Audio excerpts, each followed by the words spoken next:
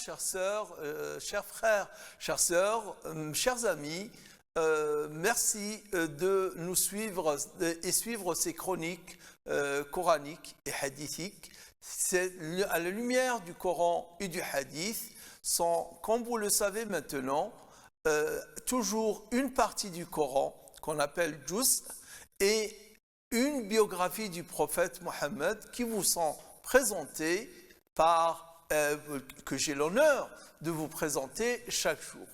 Aujourd'hui, nous arrivons donc au 5e Juz, le 5e bichapitre du Coran qui commence en général à la page 82 du Coran, verset 24 de la sourate Les femmes, et se termine au verset 147 de la même sourate. Sur ces versets-là, j'aimerais m'attarder sur les premiers versets de ce chapitre ou de ce bichapitre. Et pour avoir le sens complet, et ça sera l'occasion de vous parler d'une manière de lire le Coran et surtout une manière d'éviter de lire le Coran. Les versets coraniques ont un sens, parfois, pas toujours, ce n'est pas systématique, mais prenons par exemple le verset 24. Le verset 24, pour le comprendre, il faudra lire le verset 23 parce que ça parle du même sujet. À partir du verset 28, bon, on passe à un autre sujet. Là, on peut commencer la lecture au verset 28 puisqu'on est sur un autre sujet. Mais là, le verset 24 par lequel commence ce bichapitre, ce juz, nous incite à retourner au verset 23 qui commence par « Hurrimat alaykum ummahatukum » vous sont interdites pour le mariage, vos mères, vos filles, vos sœurs, vos tantes paternelles et maternelles, les filles de vos frères et celles de vos sœurs, ainsi que vos mères de l'allaitement et vos belles-filles sous votre tutelle. Ainsi donc, sur une douzaine de lignes que contient ce verset 23, et par la suite, l'équivalent pour le verset 24, Allah commence le verset 24, vous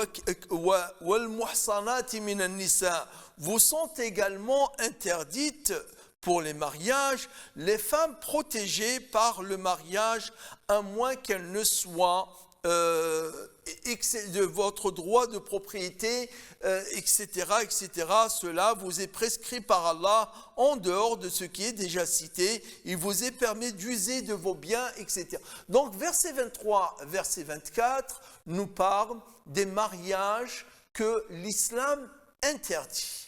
Donc, quand l'islam va citer le Coran, cite de façon détaillée, de façon précise, telle relation maritale est interdite, telle relation maritale est interdite, telle relation maritale est interdite, nous remarquerons que jusqu'à une époque toute récente, ces valeurs-là, ces règles-là, ces lois dictées par le Coran, c'était presque les mêmes lois que nous trouvons ou que nous trouvions un peu partout dans le monde pour dire que ce sont des valeurs universelles. Ce sont des relations maritales qui étaient partagées par le monde entier. L'inceste, par exemple, le mariage, qu'une personne se marie avec sa propre fille ou quelqu'un se marie avec sa propre mère, c'est dans toutes les cultures, dans toutes les religions, est une relation qui est réprouvée, que personne n'oserait dire que c'est une relation toute naturelle. Bon, je ne vais pas m'attarder sur ces versets 23 et 24. On aura les occasions plus tard, dans des émissions plus longues, d'y revenir. Parlons maintenant des versets suivants, versets 25, 26 et 27 de la même sourate, la sourate Les Femmes. Je ne me souviens pas trop si j'avais précisé, si j'avais souligné, et si ce n'était pas le cas, c'est le moment de le dire avec insistance. Cette sourate s'appelle la sourate Les Femmes, Suratu An-Nisa. Et c'est certainement, tout le monde devrait l'admettre, c'est un honneur qui est accordé ici, qui est lancé envers les femmes, que de nommer toute une sourate, une très longue sourate, en leur nom. Elle aurait bien pu s'appeler la famille, elle aurait bien pu s'appeler le couple, elle aurait bien pu s'appeler autrement, mais Allah a choisi qu'elle soit nommée, cette sourate, les femmes, An-Nisa. Et encore une fois, c'est un honneur pour les femmes. Donc, que dit le verset 25, le verset 26, le verset 26, le verset 27 et le verset 28? Je vous fais remarquer que ces versets commencent tous les trois par yuridu, il veut. Qui? Allah. Donc verset 26, yuridu Allahu an liyubayyina lakum wa yahdiyakum sunana alladhina min qablikum. C'est ainsi qu'Allah veut vous exposer ses commandements, vous éclairer sur les bonnes traditions de ceux qui ont vécu avant vous et accueillir vos repentirs. Allah est omniscient et sage. Ce n'est pas un hasard, bien entendu, ça c'est une règle aussi quand on lit le Coran, de mettre le verset avec ce qui le précède et ce qui le suit, parce qu'il y a souvent une continuité, et c'est le cas ici. Qu'Allah parle de cet éclairage qu'il veut, qu'Allah nous montre, qu'Allah nous expose. Il nous expose quoi? Il nous expose les bonnes manières, il nous expose les bons comportements de ceux qui nous ont précédés. Là, il y a une dimension anthropologique. Dans ce verset, quand Allah nous dit que ces traditions-là, c'est comme si Allah nous disait autrement, ces traditions-là, ces relations maritales qui viennent d'être citées, c'est ce que l'être humain, ce que les hommes et les femmes ont pratiqué depuis très très longtemps, depuis des temps immémoriaux. Ensuite, le verset 5, Wallahu yuridu an yatuba alaykum. Allah veut accepter vos repentirs, alors que ceux qui suivent leur passion cherchent à vous entraîner sur la mauvaise pente. Donc Allah, ici dans ce verset 27, il y a la volonté de Dieu et la volonté de l'homme. Il nous dit que la volonté de Dieu, c'est de vous mener dans le bon chemin. Mais il arrive que la volonté de ceux qui suivent leur passion essaye de vous embellir, d'enjoliver une voie. Mais en fait, cette voie-là, ce n'est qu'une pente qui va vous faire vous glisser et vous faire sortir du droit chemin. Et enfin, verset 28, Allah veut vous alléger et alléger vos charges, sachant que l'homme est né faible. Yuridu Allahu an yukhaffifa ankum wa khuliqa l'insanu da'ifa. Que ces versets 25, 26, 27, nous y trouvons cette volonté de Dieu veut dire et signifier de façon forte que ce à quoi nous oriente Allah, ce vers quoi Allah veut que nous nous dirigeons, c'est la belle voie, ce sont les bons comportements et ce sont les belles pratiques. Comme à toute occasion, j'ai l'occasion de vous présenter une traduction du Coran. Pour cette fois-ci, j'ai choisi de vous présenter une traduction vous le voyez bien là au papier, jaune ancien, du vieux papier, c'est la traduction de Mardras, qu'il appelle le Coran. Vous le voyez bien ici, le Coran, traduction littérale et complète des sourates essentielles. Donc là, et à l'intérieur, nous lisons, donc en page de garde, le Coran qui est la guidance et le différenciateur, c'est-à-dire Al-Furqan et Al-Huda. Cette traduction, elle a ses particularités. Celle que je tiens dans les mains, elle a été éditée en 1925. C'est une des plus anciennes traductions du Coran, pas plus ancienne dans le temps, c'est-à-dire de notre ère moderne, de notre siècle-ci et le siècle dernier, j'entends plutôt du XXe siècle, c'est la plus ancienne. Ce qui est bien dans cette traduction, c'est qu'il exprime bien, le traducteur, son respect pour le Coran. Sur 25 pages introductives, ce qui est bien, qu'une traduction du Coran soit précédée d'une introduction dans laquelle le traducteur nous explique les raisons qui l'ont amené à traduire le Coran et aussi la manière dont il a procédé pour traduire le Coran. D'ailleurs, cette traduction, nous lisons que c'était une commande des ministères des Affaires étrangères de l'époque. Donc, faite à la demande, c'est écrit, des ministères de l'instruction publique et des Affaires étrangères. Donc, à l'époque, nous apprenons donc que le ministère de l'instruction publique, l'équivalent du ministère de l'Éducation nationale aujourd'hui, et des Affaires étrangères étaient liés. Donc cette traduction est une commande qui a été faite à Mardrus, au docteur Mardrus, et il n'a pas traduit intégralement, mais il a traduit une partie, et il explique bien que le Coran est la parole d'Allah. Je vous fais juste une lecture de Surat al-Ikhlas, comme il l'a traduit, Surat du loyalisme, al-Ikhlas, dit, lui, il est Allah, il est un.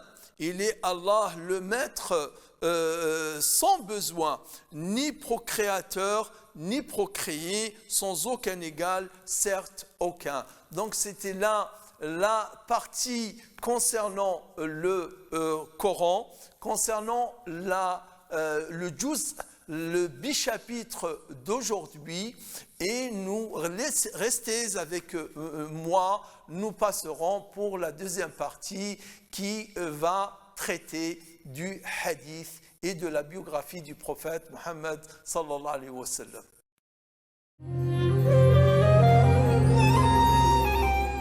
Nous nous retrouvons donc pour parler de notre bien-aimé, cher et bien-aimé prophète Mohammed sallallahu alayhi wa sallam. Le prophète a eu des biographies francophones très très nombreuses. Je peux dénombrer facilement presque 70 à 80 biographies du prophète Mohammed qui sont écrites en français, ou bien des traductions de biographies qui ont été écrites initialement en arabe, notamment celle que je tiens entre les mains, cette traduction d'Ibn Hisham, la biographie du prophète Mahomet. Je vous vous souligner que souvent ce sont les éditeurs qui exigent de l'auteur d'écrire, ne serait-ce que dans le titre, d'écrire Mahomet, même si parfois à l'intérieur, nous lisons Mohammed comme certains le font, mais les titres, la plupart des livres ont le nom Mahomet. Nous l'expliquerons une autre fois. Mahomet est ce n'est pas la meilleure manière de parler du prophète Mohammed, c'est une survivance, c'est quelque chose qui reste du Moyen-Âge. quand la connaissance du monde occidental, le monde francophone notamment, de la langue arabe et de la tradition musulmane n'était pas très développée. Mais par la suite, les relations se sont intensifiées et la connaissance s'est approfondie et nombreux aujourd'hui des auteurs non musulmans qui, en parlant du prophète, utilisent le nom Mohammed comme il sied qu'il soit fait. Donc ici, cette traduction de Wahid Atallah. Wahid Atallah est un professeur honoraire à l'université de Nancy. C'est un arabisant, un helléniste, un historien qui a écrit sur les divinités orientales de la Grèce, etc. Et il a, notamment en philologie, il a recherché les termes d'origine étrangère dans le Coran et dans la poésie arabe archaïque.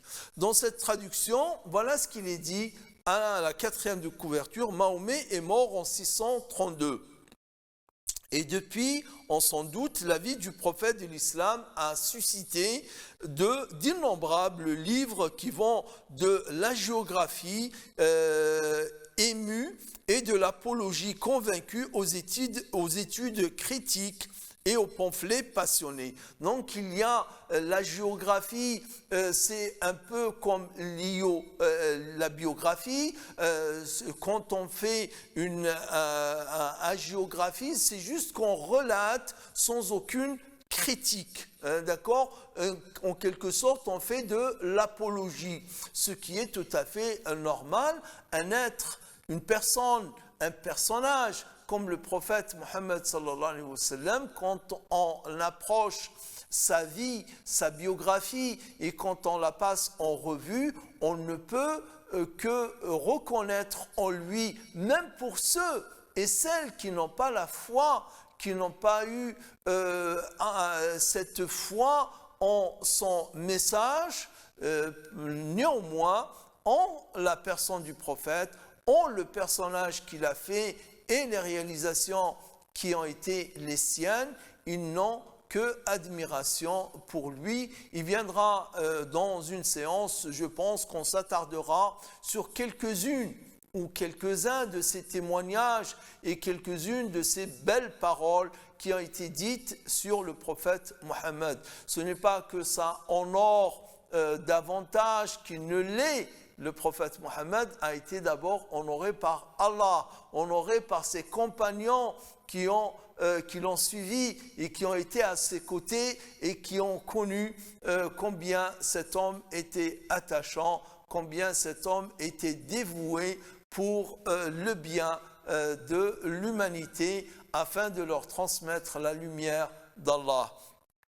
Donc, il y a les livres, les œuvres, les écrits hagiographiques, biographiques, et il y a aussi quelques études critiques, ce qu'on appelle, je citerai certainement à une occasion, cette approche que certains appellent l'approche historico-critique. Qu'est-ce qu'elle a de critique quand elle aborde la vie du prophète Mohammed? Il y a aussi malheureusement les pamphlets. Les pamphlets dont le but est notamment de s'attaquer à la personne du prophète Mohammed. Et ce qui est dommage, c'est qu'on use parfois des procédés malhonnêtes intellectuellement et malhonnête moralement, puisqu'on occulte certains faits et on gonfle d'autres faits et surtout on décontextualise. Là, comme tout à l'heure, par exemple, quand j'avais abordé les versets sur les mariages. Les versets sur les mariages, vous avez vu combien j'ai insisté à vous faire remarquer que ces relations-là, ou ces bonnes mœurs et ces bonnes pratiques du mariage, et jusqu'à encore une période toute récente, c'était des valeurs universelles. Donc le prophète Mohammed, dans son comportement, dans sa conduite, il avait un comportement qui était impeccable, qui était irréprochable sur les mariages, mais parfois, selon des mœurs, des valeurs qui restent universelles, d'accord, le respect de la femme par exemple, le respect de ses épouses par exemple, le partage de tâches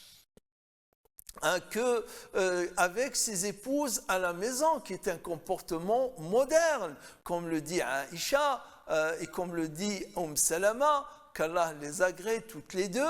Le prophète, chez lui, il était au service de sa propre personne. Il avait une tâche, s'il avait une tâche sur son vêtement, il va le frotter lui-même. S'il avait une sandale qui est cassée ou déchirée, il va la raccommoder lui-même. Il a un trou dans son vêtement, il va le recoudre lui-même. Et voilà comment était le prophète, et ce comportement-là de partage des tâches, d'être bienveillant, d'être attentionné vis-à-vis des siens, c'est une valeur qui reste jusqu'à aujourd'hui. Je reviens donc à la biographie d'Ibn Hisham.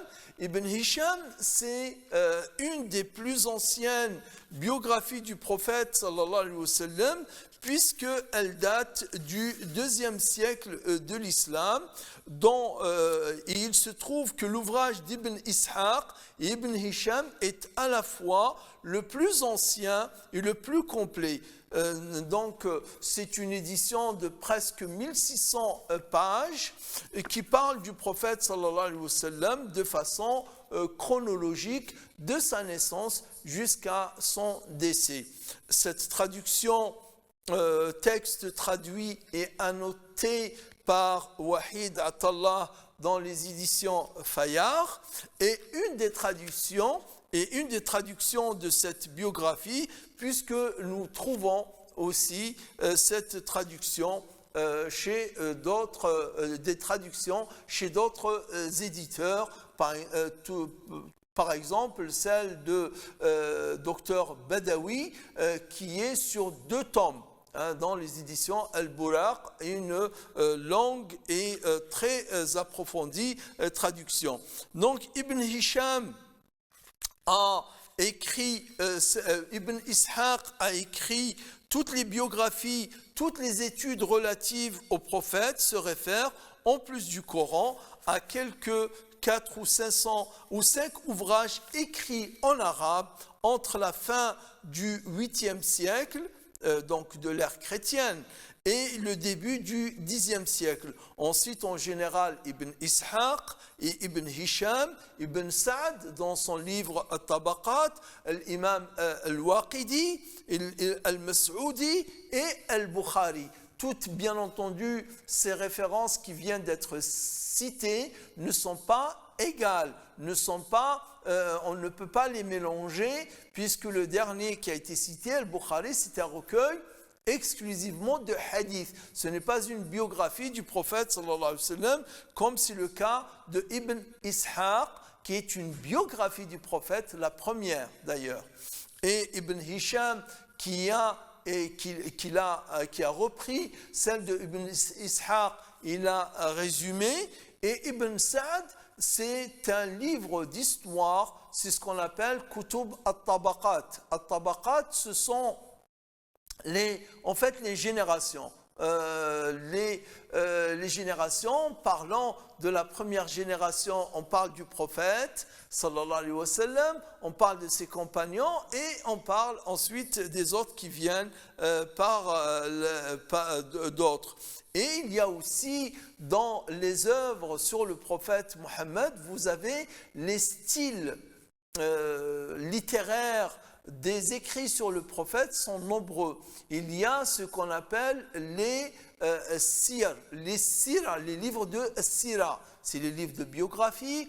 Il y a ce qu'on appelle les livres de al-Maghazi, ce sont les livres consacrés aux exclusivement aux campagnes et sorties et combats du prophète sallallahu alayhi wa sallam.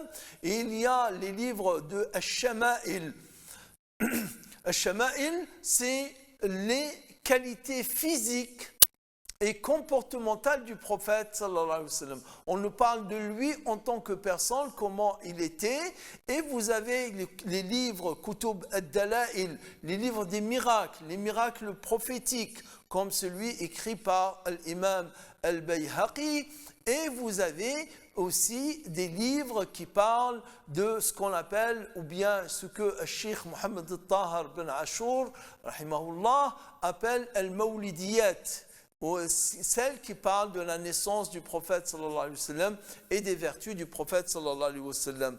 Donc voilà, on arrive à la fin de cette chronique. Nous avons parlé du Coran, nous avons parlé d'une biographie du prophète Mohammed, celle d'Ibn Hisham, une des plus anciennes, traduite par Wahid Atallah, et nous nous retrouvons dans les prochaines chroniques pour parler des autres parties du Coran et d'autres biographies. Je vous remercie et je vous dis assalamu alaikum wa rahmatullah.